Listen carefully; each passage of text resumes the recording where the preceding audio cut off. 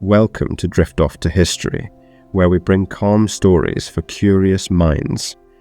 Before we begin, let me know in the comments where you're listening from and what time it is. It's always comforting to imagine all of us, scattered across the globe, quietly unwinding together. Tonight, we drift softly into the shadows of time, into whispered myths, ancient ruins, and stories so strange they refuse to fade. You'll hear tales of silent tombs and ancient curses, of phantom armies and disappearing colonies, of ghost ships, green-skinned children, and mysterious figures in white who drift through medieval castles like fog on a moor. Let the weight of the day fall gently away. Let curiosity guide you, but not hurry you. There's nothing you need to do now but listen and rest. And so, we begin where golden sand meets silence, with a boy king whose tomb once lay untouched for thousands of years, and whose discovery awakened something far more mysterious. Close your eyes and imagine a world soaked in golden light, where warm desert winds sigh softly across endless dunes. The sun sets slowly over the Valley of the Kings in Egypt, painting the cliffs in hues of amber and rose. Beneath this timeless landscape, buried beneath centuries of silence and sand, lay a secret, hidden, undisturbed, forgotten. It was the year 1922 when that silence was finally broken. And what emerged was not only a glimpse into the life of a young pharaoh, but also a legend that would grip the world in fascination and fear, the tale of the Curse of Tutankhamun. Howard Carter, a British archaeologist with a keen eye and unshakable persistence, had searched for years in the valley, convinced that something still slumbered beneath the earth. His patron, Lord Carnarvon, funded the seemingly hopeless quest.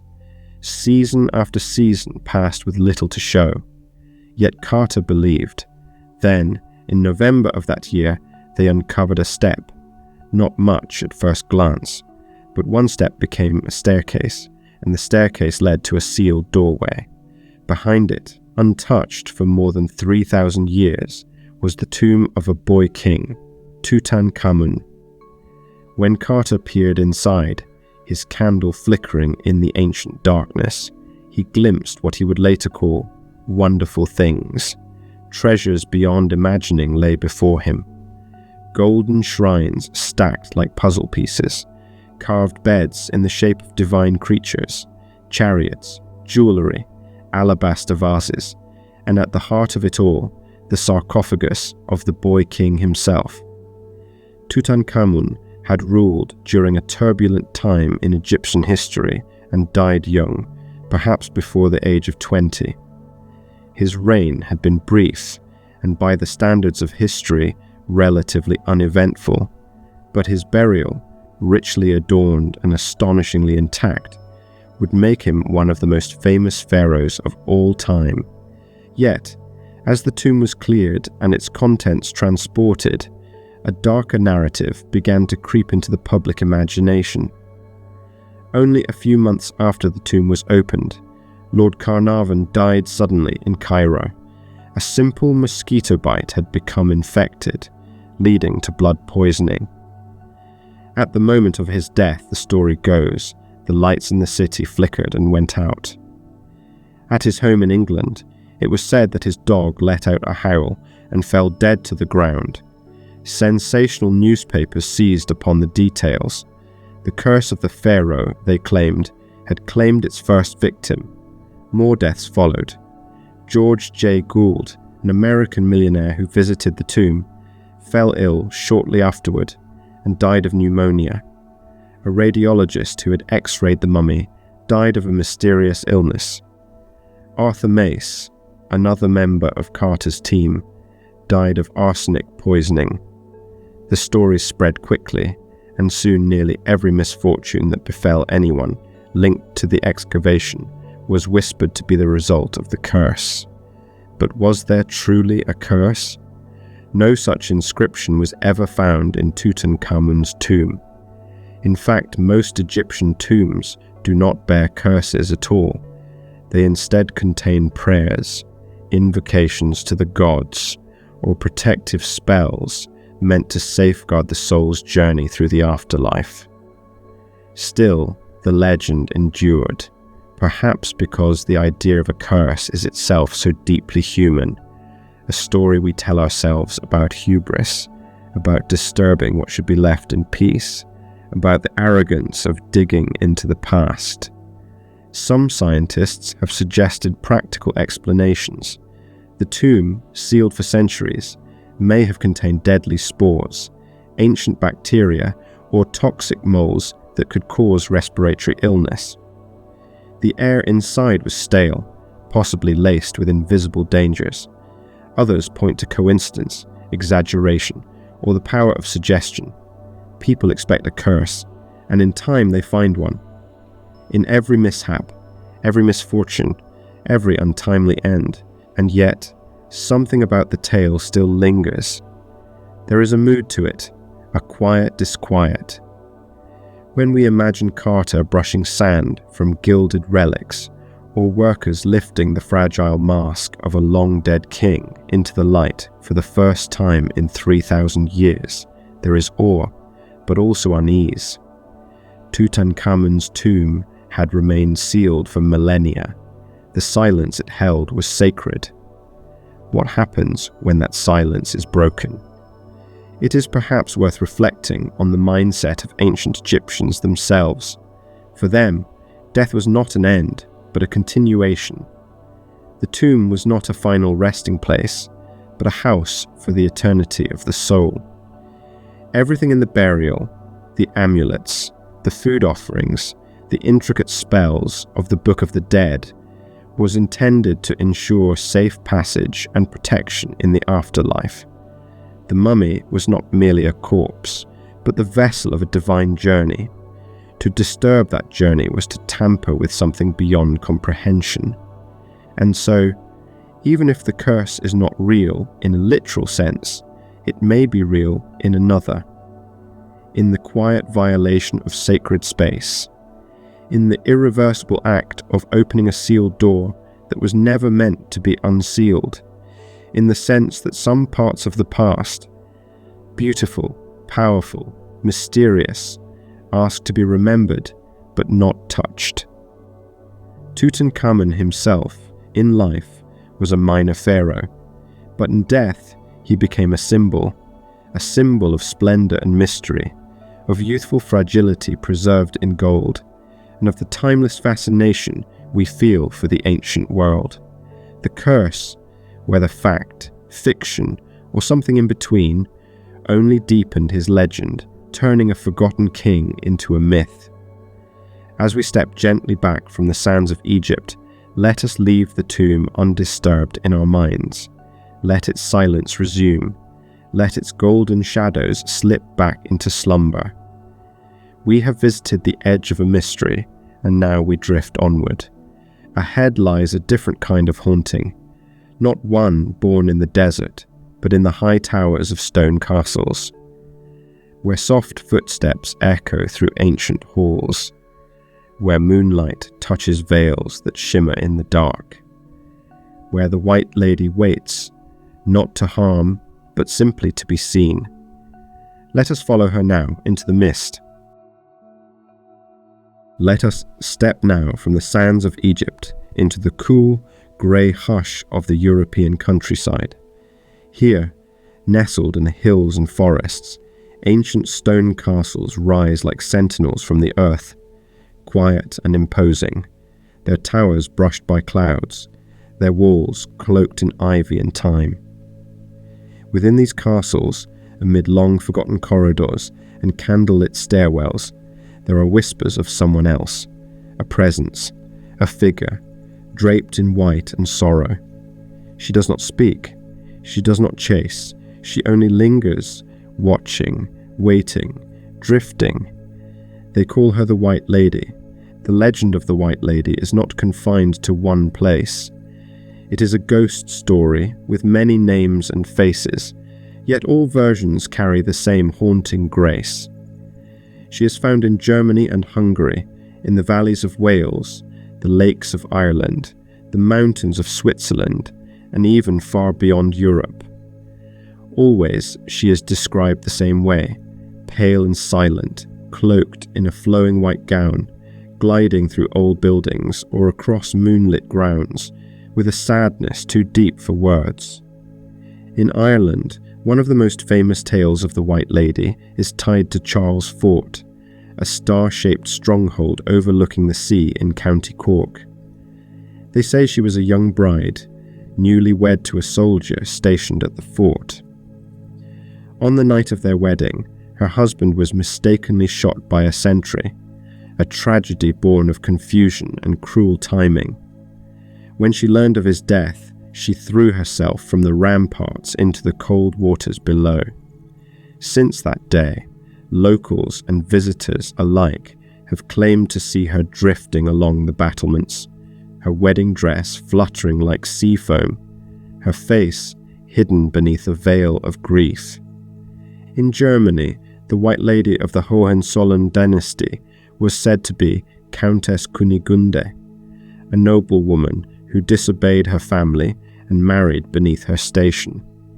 When she was punished for her love, her spirit was doomed to wander the halls of the family's castles for centuries.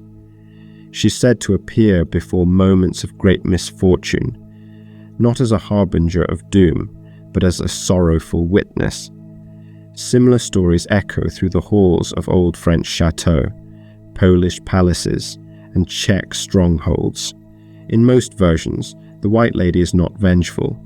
She does not scream, slam doors, or shatter mirrors. She mourns, she glides, she appears, and disappears without sound. Her presence is more sadness than fear, more mist than storm. Folklorists believe the White Lady may represent a kind of shared archetype, a symbol of feminine sorrow bound to place. Across cultures, she reflects lost love, betrayal, or grief that could not be laid to rest. Perhaps she is a mother searching for her child, a lover waiting for a promise never kept, or a daughter punished for following her heart. Her story is not always told in full, but always felt, like a chill on the back of the neck, like a curtain that stirs when no wind blows. Even those who claim not to believe in ghosts speak of the White Lady with a certain hush. Castle guides lower their voices when recounting her legend. Guests who stay overnight in centuries-old inns say they've felt watched or seen glimpses of white in the corner of their eye. Some report the faint sound of footsteps in empty hallways. Others describe a coldness that passes through the room like a sigh. But is it truly a ghost, or is it something more subtle, an echo of emotion left behind in stone? Some researchers suggest that buildings, like people, may retain memories. A theory known as the stone tape hypothesis proposes that intense emotional events imprint themselves on a location, playing back under the right conditions like a recording. The White Lady, then, would not be a spirit in the traditional sense, but a memory, a moment of heartbreak looping softly through time.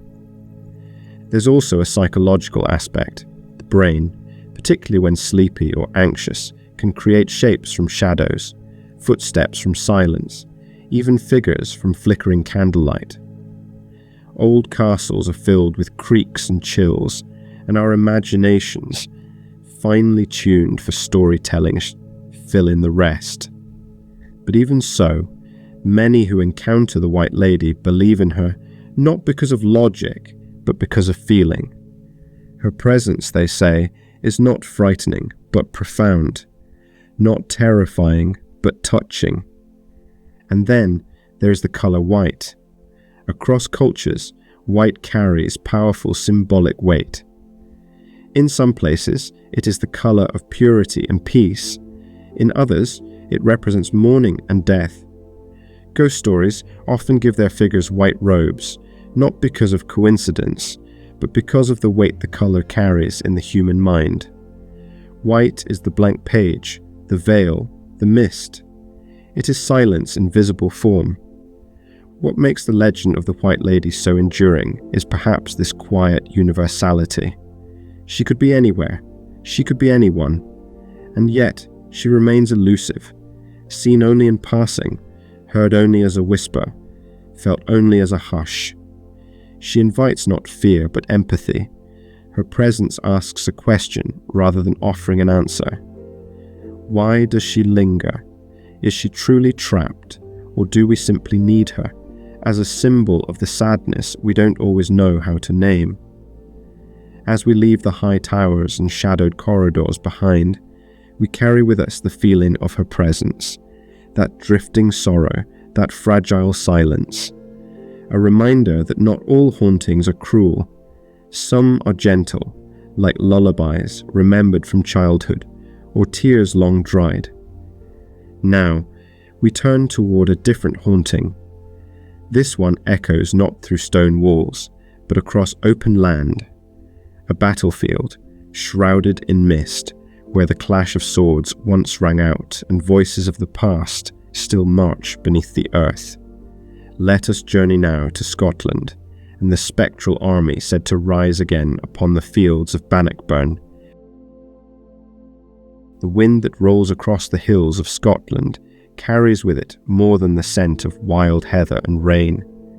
It brings with it stories, low, murmuring, eternal, told by the land itself. They are not shouted, these stories, nor sung. They are whispered, in the rustle of tall grass, in the hush of distant trees, and sometimes, on a still night, those who listen closely say they hear something else. Footsteps, shouts, the clash of swords, not from the present, but from long, long ago. This is Bannockburn, a place of great pride and great sorrow, a battlefield where, in 1314, the forces of Robert the Bruce clashed with the might of England under King Edward II. It was a pivotal moment in the wars of Scottish independence, a fierce two-day struggle near the town of Stirling, fought across boggy ground and thick woodland, beneath grey skies heavy with portent. Against all odds, the Scots emerged victorious. Their triumph became legend, their freedom briefly won. But some say that the dead did not rest. According to local lore, the battlefield has never quite gone quiet. For centuries, people have reported strange occurrences near the site, sights, sounds, sensations that defy explanation. On certain nights, especially around the anniversary of the battle in June, witnesses have spoken of ghostly soldiers moving across the fields, figures seen from a distance in armour that catches no light, the sound of hoofbeats on dry grass where no horses run, the sharp clang of metal striking metal, echoing through the night like distant thunder. One of the most famous stories dates back to the early 20th century, when a local man walking near the battlefield claimed he saw an entire army passing before him. Not modern soldiers, but men dressed in a medieval garb, with shields and spears, their banners fluttering in the wind. They moved as if unaware of him, silent, grim, purposeful, and vanished before his eyes. Others have spoken of cold spots, or the sudden overwhelming feeling of sorrow, of courage, of pain, as though the emotions of the fallen had seeped into the very soil. The Battle of Bannockburn itself was a brutal affair. It was fought not only with weapons, but with desperation. The English army was larger, better equipped, but the Scots knew the land.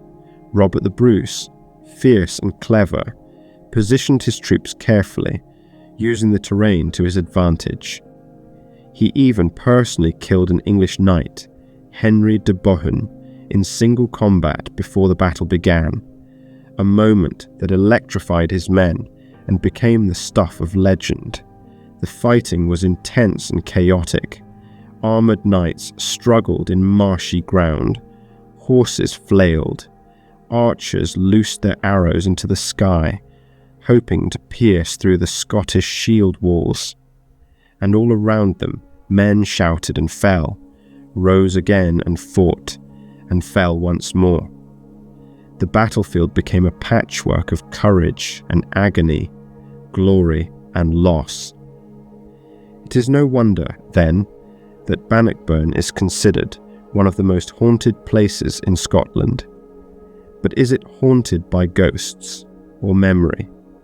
Some believe that great battles leave an imprint on the land, that places soaked in blood and emotion, where men lived their final moments in terror and hope, somehow remember.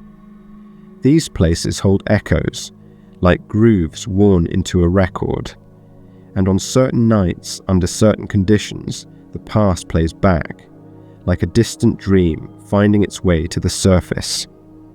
Others explain the Phantom Army as the product of folk memory, tales passed down through generations, growing in the telling, becoming something more than history. In a country as rich in oral tradition as Scotland, the line between memory and myth is often blurred. The ghostly soldiers of Bannockburn may not be spirits in the usual sense, but symbols. They march not to scare, but to remind. And yet, those who have heard the sounds, who have seen the mists part and glimpsed a procession of men with faces long forgotten, are not so quick to dismiss it all as legend. They describe the experience as quiet, solemn, almost reverent, as if they were witnesses to something not terrifying, but sacred. A moment of great weight passing through the veil of time. There is even a legend that the souls of the soldiers return each year not to haunt, but to finish their march, as if they were never able to leave the field, as if they still moved towards some purpose we cannot see. Visitors to the modern memorial site at Bannockburn often describe a profound stillness, especially as dusk falls. The wind grows colder, the air feels thick, and the quiet becomes almost too quiet, as if the land is listening rather than speaking. Many who come to pay respects say they feel something, a presence, not malicious, but heavy with meaning, the kind of presence that makes you whisper without knowing why. To walk these fields is to walk in the footprints of thousands. Some marched here with pride, others with fear, some never left. And whether or not you believe in ghosts, there is something about Bannockburn that lingers, something in the soil, the stones, the shifting light. Perhaps that is the true haunting, not of spectres and shadows, but of memory itself. The land remembers, and sometimes, in the quiet hours when the world is still, it shares what it holds. And so we step gently onward, past the field and into the forest of time. Our next tale is older still and stranger. It speaks not of soldiers or spirits, but of a colony that simply vanished. No battle, no smoke, no sound. Only a single word carved in wood and silence stretching into eternity. Let us follow the trail now, through tall trees and over ocean waves, to the lost colony of Rowanoke, and the word that echoes still, Croatoan. Let us now journey across the ocean, across centuries, and into the deep hush of the American wilderness. Imagine a thick forest pressing in on all sides, tall trees swaying in the breeze, their leaves whispering secrets to the sky. Somewhere beyond the tree line lies the coast, where gentle waves roll up against quiet shores. The birds call softly in the canopy, the crickets hum, and in the silence between, there lingers a question that has echoed for over 400 years. What happened to the lost colony of Rowanoke? It was the summer of 1587 when over 100 English settlers, men, women and children, arrived on Roanoke Island, off the coast of what is now North Carolina. It was to be the first permanent English settlement in the New World, a foothold on the edge of empire. The group was led by John White, an artist and map maker, and among them was his daughter Eleanor, heavily pregnant as they stepped ashore. Days later, she gave birth to Virginia Dare, the first English child born in the Americas. There was hope then, there was courage. The settlers built homes, dug wells, planted crops, but the land was wild and unfamiliar. Supplies were short, the climate was harsh, and the relationship with the local Native American tribes was delicate, sometimes strained. Concerned for the colony's future, John White sailed back to England to gather more supplies and support, promising to return swiftly. But fate had other plans. England, on the brink of war with Spain, would not allow his return. Years passed. When he finally made it back to Rowanoke in 1590, he found nothing but silence. The fort was dismantled, the houses gone, no sign of struggle, no bodies, no fire, just emptiness. The only clue left behind was a single word carved into a tree, Croatoan. What did it mean? Croatoan was the name of a nearby island, and of the indigenous people who lived there. Did the colonists relocate? Were they absorbed into the tribe, choosing to start anew? Or did something else happen? Something darker? White searched as best he could, but a storm forced his ship to turn back. He never saw the settlers again. He never saw his daughter or his granddaughter. The mystery was left behind, like a trail that vanishes beneath falling snow. In the centuries since, theories have blossomed like wildflowers in the absence of certainty. Some believe the colonists did indeed move to Croatoan Island, now known as Hatteras Island, and may have intermarried with the local population. Oral histories from some tribes speak of fair-skinned ancestors, blue eyes, English words spoken generations later. It's a quiet, plausible ending, one of survival, of adaptation, of human resilience. Others suggest less hopeful outcomes, that the colonists, weakened by starvation or conflict, perished in the forest, their remains lost to time and nature, or that they were killed by hostile tribes or by disease. A few more fanciful theories even invoke curses, supernatural vanishings, or alien abduction, not because there is evidence, but because the silence itself seems to invite imagination. No graves were ever found, no remains, just that one word, Croatoan, carved in rough letters into living bark. A message, a direction, or perhaps a farewell. And so the lost colony became not just a footnote in colonial history, but a legend. Virginia Dare, the infant born to the New World, became a symbol, a ghostly child said to roam the woods, a spirit in white, a name whispered in southern folklore. Over time, she came to represent innocence lost or possibility unrealized, depending on who was telling the tale. Some say the land itself holds the memory, that the trees remember the voices that once spoke between them, that the wind carries the sound of hammers, building houses long since vanished, that the soil remembers the footsteps of settlers who came full of hope and vanished without a trace. If you walk Roanoke Island today, you may feel it, a strange stillness, not quite sorrowful, but heavy with unanswered questions. Modern archaeology has uncovered hints, bits of pottery, tools, trade goods, suggesting that some settlers may have lived on, just not where we expected. These fragments offer glimpses, but not certainty. They are like puzzle pieces without corners, beautiful but incomplete. The full picture, it seems, has been gently swallowed by time. What is it about lost things that captivates us so? The missing, the unresolved, the questions left open like doors in our minds. The Roanoke mystery endures not only because it was the first, but because it was never solved, because there were children, families, names and faces, and one day they were simply gone. We like our stories to have endings, but some stories don't end. They just soften and fade, like footprints on a beach washed slowly away by the tide. The lost colony of Roanoke is one such story, a whisper on the wind, a name carved in wood, a silence that speaks volumes. And as we step gently away from the shadowed woods and the lapping shores, we carry that silence with us. Not as fear, but as wonder, not as loss, but as mystery. Now, we turn to another tale of the strange and unexplainable, a legend that blends the border of myth and memory, one of green-skinned children who appeared from beneath the earth, speaking no known language, bearing no known past.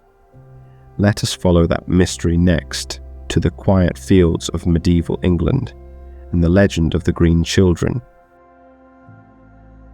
There is a quiet kind of wonder that arises in stories which resist explanation, tales that blur the line between folklore and fact, between the world we know and the one we almost believe in, just for a moment, as our eyes grow heavy and the veil of night deepens.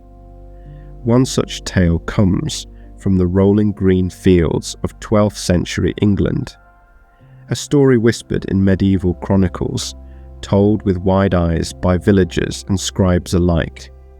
It is the tale of the Green Children of Walpit. Walpit, a small village in Suffolk, takes its name from the wolf pits once dug there to protect livestock from predators. A peaceful place of stone cottages and quiet farmland, nestled amidst gently sloping meadows. It was here, sometime during the reign of King Stephen, or perhaps Henry II, the records are uncertain, that two strange children appeared, a boy and a girl, found near one of the old pits on the edge of town. They were not dressed like local children. They spoke no English, nor any known tongue, and most striking of all, their skin was green. The villagers were baffled. The children were thin and frightened, and they refused all food offered to them, all except green beans, which they ate ravenously. In time, their skin colour faded to a more natural tone, and they slowly began to learn English. The boy sadly grew ill and passed away not long after their arrival. But the girl survived. She was baptized, raised in the community, and later went on to marry a man from nearby King's Lynn. When she was finally able to speak the local language, she told a story that only deepened the mystery. She said they came from a place called Saint, Martin's Land, a world of perpetual twilight where everything was bathed in a greenish glow. They had heard bells one day while tending their father's cattle and followed the sound through a cavern or tunnel. After walking for some time, they emerged into the blinding sunlight of Walpit, a world utterly unlike their own. What was this place she spoke of? St. Martin's Land? Was it a fairy tale invented by a frightened child? A misremembered story shaped by grief and strangeness? Or was it, as some have speculated, a glimpse into another world entirely? In the centuries since, scholars and storytellers have offered many theories. Some say the children were Flemish refugees, orphaned and displaced by war, speaking a dialect unfamiliar to the villagers. Their green colour, perhaps, was the result of malnutrition, a condition known as chlorosis. Others suggest they may have wandered from a hidden enclave or remote community, their story distorted over time into legend. But those explanations, while plausible, never quite dispel the dreamlike quality of the tale. There is something about it, the colours, the tunnel, the twilight land, that feels like a story told by candlelight, or a dream half remembered upon waking. Even the medieval chroniclers who recorded the event, Ralph of Coggeshall and William of Newburgh, did so with a curious reverence. They did not claim to understand what had happened. They simply reported it. It is worth noting how common green is in old stories and ancient beliefs. In Celtic mythology, green is the colour of the otherworld, the realm of fairies, spirits, and things not quite of this earth. In medieval Christian symbolism, it could represent both growth and danger. In folklore, green often cloaks those who dwell just beyond our reach. Beings who cross the boundary between seen and unseen. Were the green children of Walpit such beings, or merely children lost and misunderstood, their tale embroidered by wonder? The truth, if it ever existed plainly, has long been softened by time. Still, the image remains, two children, hand in hand, emerging from the earth with wide eyes and green skin, frightened and hungry and far from home. They bring with them no malice, no message, only mystery. And that perhaps is why their story endures. In an age filled with answers, it is a rare thing to find a question that remains gently, stubbornly unanswered. Today, Walpit is still a quiet village. The wolf pits have long been filled in, and life continues with the rhythm of the countryside, slow, steady, serene. But somewhere beneath its fields and hedgerows, the memory of the green children lingers. There is a sign at the village entrance that bears their name, and every so often, someone asks the question anew, what if, just what if, their story was true? And in the asking, something beautiful happens. For a moment, we return to a world where the earth holds secrets, where the lines between worlds can blur, where twilight lands might still lie, waiting beneath our feet, just beyond the roots and the stones and the quiet hum of the soil. As we leave Walpit behind, we carry with us that wonder, delicate as gossamer, weightless as a sigh. And ahead lies another legend where music leads the way, a tale of a town, a piper, and children led into the unknown by a melody that still echoes through time. Let us follow the tune now to Hamlin. There are certain melodies that once heard never leave you. They linger, not in your ears, but in your bones, in the quiet between waking and sleep, in the forgotten corners of childhood. The story of the Pied Piper of Hamlin is such a melody. It drifts from the pages of old tales and medieval town records like a haunting refrain, playful at first, then sorrowful, then silent. Let us begin not in the realm of fairy tales, but in the town of Hamlin itself. Nestled in the lush green heart of Lower Saxony in Germany, Hamlin is a place of timber-framed houses and cobbled streets, of quiet corners and winding alleys. Tourists still come to walk where the piper is said to have walked. His image is carved into stone, painted on walls, etched into stained glass. But behind the colourful imagery lies something far older, a story recorded not by poets, but by chroniclers, a story that feels almost real. According to a town record from the year 1384, it is 100 years since our children left. No elaboration, no explanation, just a line in the town's official chronicle. But what did it mean? The earliest written versions of the legend placed the event in the year 1284. A man, strange and brightly dressed, arrived in Hamlin. He wore a coat stitched with many colours, pied, as they called it then. He claimed he was a rat catcher, hired by the desperate townspeople to rid their streets of an overwhelming infestation. And with a simple tune played on a flute or pipe, the rats followed him, through the alleys, down to the river and into the water, where they drowned. But when the townspeople refused to pay him his promised fee, the piper returned, and this time he played a different song.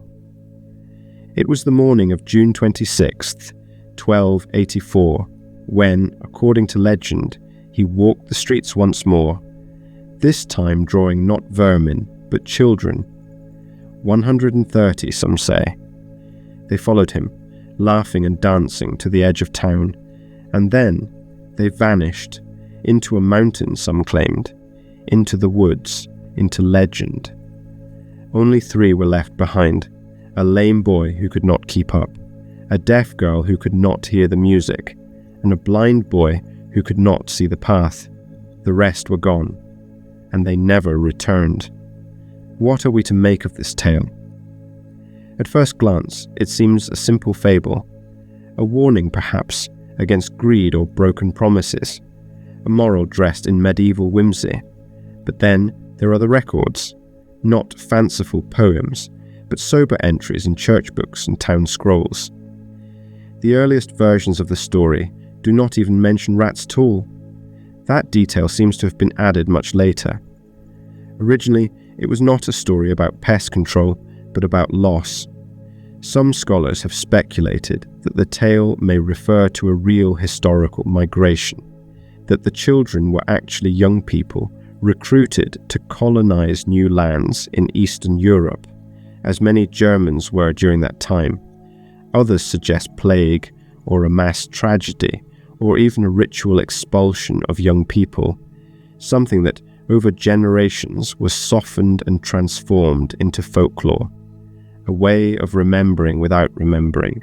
Still, the image remains: a man in many-coloured clothes, playing a tune no one else could play, and children, all of them, following him into the unknown.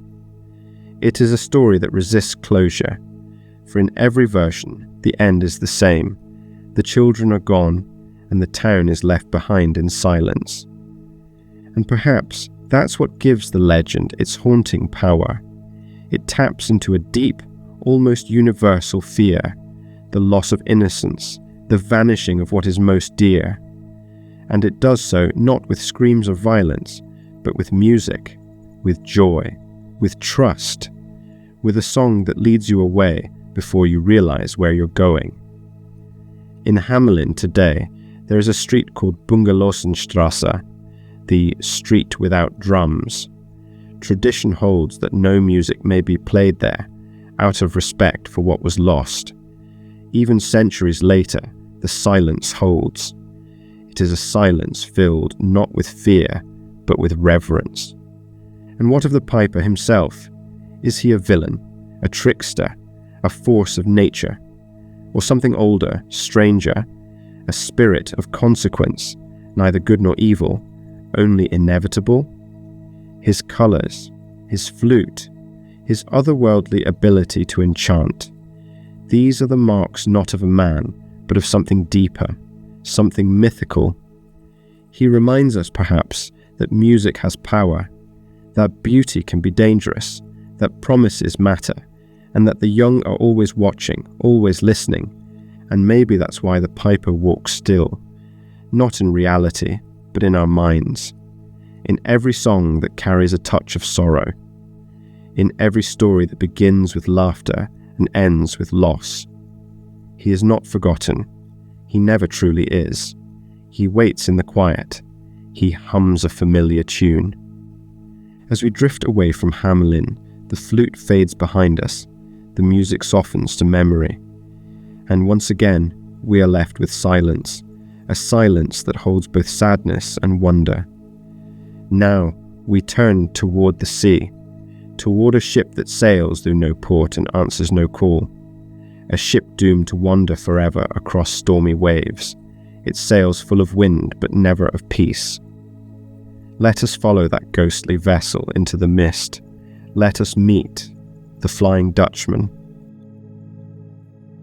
Close your eyes now and feel the sea, the rise and fall of waves beneath a creaking deck, the salt-laced wind tugging softly at your coat, the vastness of the horizon stretching endlessly in every direction, water and sky, sky and water, blurring together in shades of grey and blue.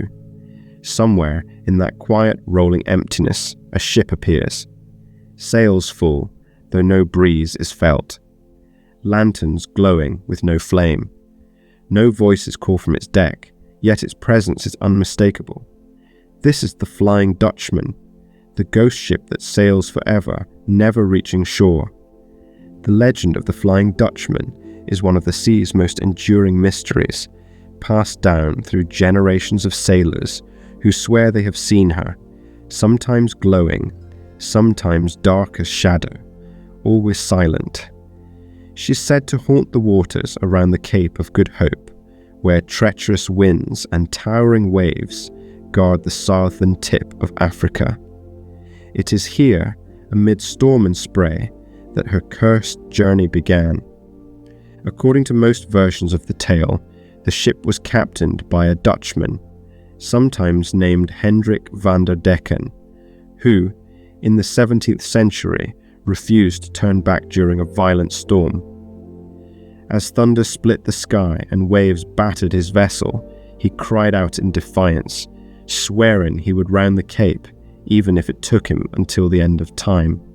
The heavens heard him, and they answered. Cursed for his blasphemy, he and his crew were doomed to sail the oceans for eternity, never able to make port, never able to find rest. The ship became a phantom, drifting between storms, a harbinger of doom. To see the Flying Dutchman, mariners said, was a terrible omen, a warning that death or disaster was near. But not all sightings are grim. Some sailors, watching her from afar through fog or moonlight, describe her as eerily beautiful, her rigging pristine, her sails billowing in silence, gliding across the waves as if she obeyed a different kind of wind altogether.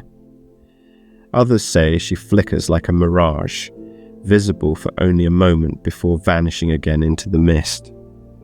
Accounts of the Flying Dutchman stretch back centuries. One of the earliest written references appears in 1790 in a book by John MacDonald, a British writer who described the ship as a feared sight among sailors. But it was in the 19th century that her legend truly took hold, appearing in operas, novels, and paintings, a haunting figure on the edges of the known world. The German composer Richard Wagner immortalized the tale in his opera De Vliegende Hollander, in which the doomed captain is offered one hope, that every 7 years he may come ashore, and if he finds a woman willing to love him faithfully until death, the curse will be broken. In Wagner's hands, the Flying Dutchman became not merely a ghost, but a tragic soul, searching endlessly for salvation on an unforgiving sea. Many have tried to explain the legend in more earthly terms. Some suggest that sightings of ghost ships are the result of optical illusions, a phenomenon known as Fata Morgana, in which atmospheric conditions bend light and create shimmering images of vessels where none exist. Others believe the story may have originated from real ships lost at sea, whose wreckage drifted across the oceans and were mistaken for ghostly reappearances. But still, the legend persists, because some part of us, deep down, understands the feeling of being lost at sea, of wandering, of searching for something we cannot quite reach. The Flying Dutchman is more than just a maritime myth. She is a symbol of punishment, of pride, of longing, of the haunting nature of promises made and broken. There is something poetic in the idea of a ship condemned to sail forever, its crew caught between life and death, horizon and shore. They see the world but cannot touch it, hear the wind but are not warmed by it, drift past islands, cities, and the lights of distant homes, but never arrive. They are always close, always watching, but never part of the world they left behind. And perhaps that is why the legend endures. Because in the deep hours of the night, when the sea is calm and the sky vast, it's easy to believe that something eternal still floats out there, a vessel beyond time, a ship of souls who once defied the storm and were claimed by it. Stories from naval logs and sailor diaries tell of distant sightings, some eerily specific. One of the most famous comes from the future King George V, who, while aboard the HMS Bacante in 1881, reported seeing a phantom ship glowing in red light, which vanished before it could be approached. Hours later, the sailor who first spotted it fell from the rigging to his death. The entry in the ship's log remains. Whether true or not, it became another thread in the tapestry of the Dutchman's legend. In some versions, the Flying Dutchman tries to make contact, sending messages to passing ships, asking them to deliver letters to loved ones long dead. Other times, she simply sails by, indifferent, her destiny already written. Her captain stands at the helm, eternally watching, lips silent, eyes fixed on a shore he will never reach. As we drift back now from the open sea, the ghost ship fades into the mist. The lanterns dim. The wind stills, and we are left once more with quiet, with the knowledge that some stories, like some journeys, never truly end. Ahead lies another mystery of shadow and stone, a royal tale cloaked in silence, two young brothers, a locked tower, and a question that has echoed through English history for over 5 centuries. What happened to the princes in the tower? Let us return now to the ancient heart of London and the secrets it still keeps. Let us return now to land, to a city shaped by centuries, London, ancient and enduring. At its centre stands a fortress of stone, whose walls have witnessed kings and queens, rebellions and coronations, oaths made and broken, the Tower of London. Its battlements rise beside the River Thames, grey and unmoving, quiet in the moonlight.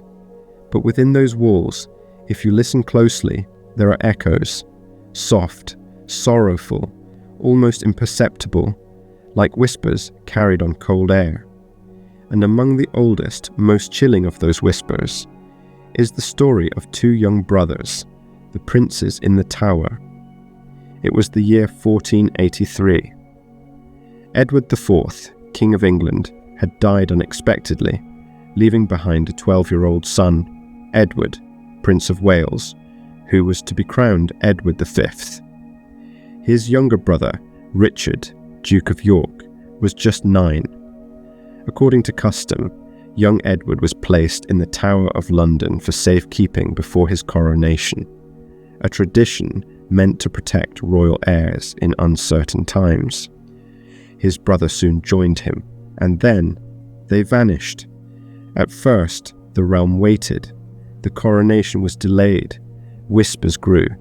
Their uncle Richard, Duke of Gloucester, took on the role of Lord Protector. Then, quite suddenly, it was declared that the boys were illegitimate, their parents' marriage invalid. Parliament passed the titulus regius, and Richard was crowned king, Richard III. The young princes were never seen in public again. There were rumours, of course, hushed gossip and quiet horror. Some said the boys had been moved elsewhere. Others feared the worst, that they had been murdered in the tower to secure their uncle's claim to the throne. But there were no official answers, no announcement, just silence. And as time passed, the silence became heavier, darker, and filled with questions. The disappearance of the princes became one of England's most enduring mysteries. Many believed that Richard III ordered their deaths, that he had them smothered as they slept in their beds, their bodies buried in secret. Others pointed to the Duke of Buckingham, or even Henry Tudor, the future Henry VII, who would later defeat Richard in battle and marry the princess's sister to strengthen his own claim. Centuries later, in 1674, workmen at the tower uncovered a wooden box beneath a staircase in the White Tower. Inside were the remains of 2 children. The bones were quietly reburied in Westminster Abbey, under a plaque identifying them as the lost princes.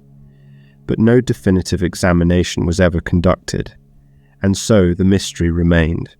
2 boys, 2 shadows, lost in stone. Some say their spirits still linger, that in the quietest hours their figures have been seen standing at the window of the bloody tower, hand in hand, gazing down into the courtyard below, pale, solemn, dressed in white. A few have claimed to hear the sound of soft weeping or the rustle of fabric in empty rooms, but always gentle, always fleeting, as if they appear not to frighten, but to be remembered. Their story is more than a royal tragedy. It is a reflection of innocence caught in the machinery of power, of how the tides of history can sweep even children away.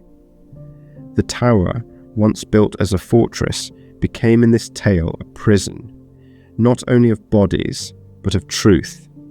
The stone walls have held secrets for over 500 years. And though kings and queens have come and gone, the mystery remains sealed in shadow. Modern historians still debate the case.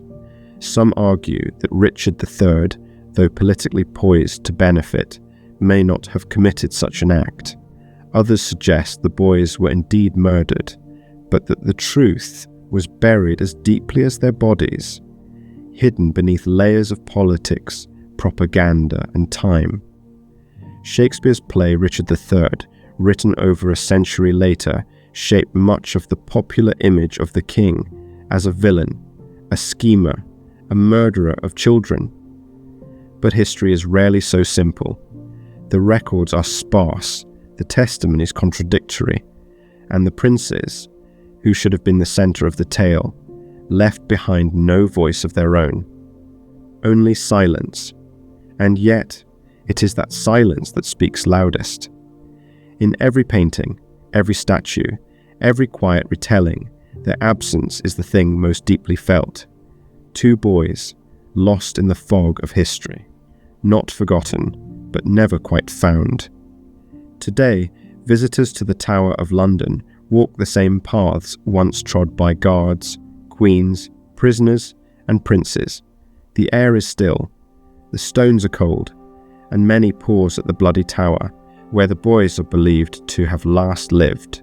Some leave flowers, some leave prayers, all leave with a feeling, gentle, mournful, as if they've passed through a story not fully told.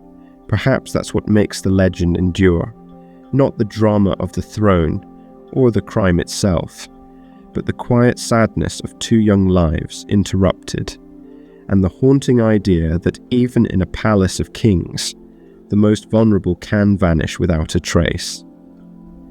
As we walk now from the tower's shadow, let us carry that softness with us, not as fear, but as remembrance. For not all ghosts wail and rattle chains.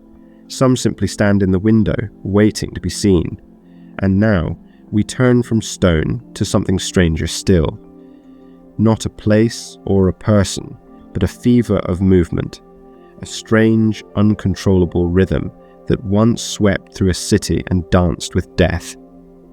Let us journey next to Strasbourg and the mystery of the dancing plague. Let us now drift to the summer of 1518, to the city of Strasbourg, then part of the Holy Roman Empire, now nestled in modern-day France. The air is thick with heat. The streets are lined with timber-framed houses and shuttered windows, behind which people fan themselves and pray for rain. The scent of bread and sweat mingles in the markets, and through it all, a curious sound begins to rise, not of birdsong or bells, but of feet, bare feet, slapping softly against the cobblestones. Dancing feet. It began with a single woman. Her name, we are told, was Frau Trophea. One morning in July, she stepped into the street and began to dance. Not in joy, not to music, but in a strange entranced rhythm. Her arms twitching, her body swaying, her gaze distant. She danced for hours, then through the night, then into the next day. She did not stop. People gathered, some laughed, some watched in confusion. and still she danced. Within days, more joined her, dozens, then scores, men and women, old and young. They moved without rest, their bodies trembling with effort, their eyes vacant. No one knew why. There were no fiddles, no drums, only movement, as if the city itself had fallen under a spell. The dancing continued, day after day. People collapsed from exhaustion. Some broke bones, others bled from the feet. A few, it was said, danced themselves to death, their hearts giving out, their bodies unable to sustain the unending motion. The authorities were baffled. Physicians ruled out demonic possession. No signs of madness, no ravings or convulsions. They called it hot blood, an imbalance of bodily humours, worsened by the summer heat. The prescribed cure. Let them dance it out. A stage was built, musicians hired, dancers were led to the city square, and encouraged to continue, to move until the fever passed. But it did not pass, it spread. By the end of the month, some accounts say nearly 400 people were caught in the dancing frenzy. What caused it? Modern historians have offered several theories. One points to ergot poisoning, a hallucinogenic fungus that grows on damp rye and can cause convulsions, hallucinations, and muscle spasms. Others suggest mass hysteria, a kind of psychological contagion triggered by stress, fear, and hunger. Strasbourg, after all, had suffered a series of recent hardships: floods, famine, disease. The people were worn thin, their faith stretched. Perhaps the dancing was an escape, or a cry, or both. Then again, some argue that it was neither madness nor mystery, but ritual, a form of religious ecstasy misunderstood by later chroniclers. In parts of medieval Europe, dance was tied to saints and miracles, to healing and penance. St. Vitus, in particular, was invoked against seizures and nervous disorders. Some believe the dancers were caught in an uncontrolled act of devotion, hoping to be cured through movement, but none of the theories fully explain what happened. Why did it begin with one woman? Why did it spread so quickly? And why did it stop? For by early September, it had faded. The dancers dispersed. Some returned to their homes, bewildered and sore. Others were taken to a mountaintop shrine, dedicated to St. Vitus, where they were given red shoes and holy water and prayed over. The city fell silent again. The plague had passed, not with fire or sword, but with silence. The dancing plague of 1518 remains one of the most peculiar episodes in human history. It reads like fiction, like a fever dream scribbled in the margins of an old book, and yet it is documented, witnessed, remembered, a real event that defies easy understanding. What is it about this tale that lingers? Perhaps it's the image.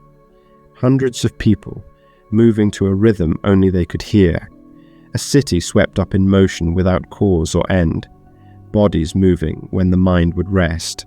Souls caught between agony and trance. Or perhaps it touches something deeper, the way emotion can become contagious. How sorrow and stress can ripple outward, taking shape in unexpected ways. In this case, through dance, through movement that had no beginning and no explanation. And there's something haunting about the idea of joy turned inside out, of a dance that becomes punishment, of celebration soured into compulsion. It reminds us how fragile the line is between laughter and weeping, between song and silence. And yet, in the middle of that strange and terrible episode, there is something almost beautiful too, a city confused, but not cruel. Musicians summoned not to stop the dancers, but to accompany them. People gathered not to punish, but to understand. There was no witch burning, no imprisonment, just awe, just confusion, just quiet attempts to help. And maybe in some way the dancers, like the ghosts of legend, were trying to tell us something we could not translate but only witness, a sadness made visible, a grief expressed not through words but through the only thing that remained, the body in motion, again and again until the music stopped. As we step gently away from the cobbled streets of Strasbourg, the dancers fade into the mist.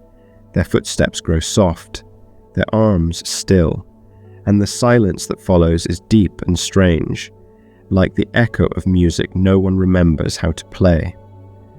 We have now reached the end of this journey through legend and mystery, but before we rest, let us take a moment to breathe in the wonder of it all, the echoes of time, the whispers of history, the legends that still haunt us, not to frighten, but to remind us how deep the human story runs. And now, as your eyes grow heavy and your thoughts drift like lanterns across a still lake, remember this: you are not alone. These stories have traveled far, through centuries and across continents, to rest here with you. And so, dear listener, we come to the end of our quiet journey through whispers in the desert, footsteps in ancient towers, melodies that never ended, and ships that still sail the mist. These have been the legends of the past that still haunt us, gentle stories carried forward, not on the winds of fear, but on the softer breeze of curiosity, of wonder, of memory. If you've enjoyed this peaceful drift through the pages of the past, like and subscribe so you don't miss any of our future bedtime journeys. There is always more to explore, more voices from history to gently awaken, and more stories to soothe you into sleep. But for now, may your dreams be easy, may your rest be deep, and may the echoes of these old legends keep you company as you drift, ever so gently, into the night.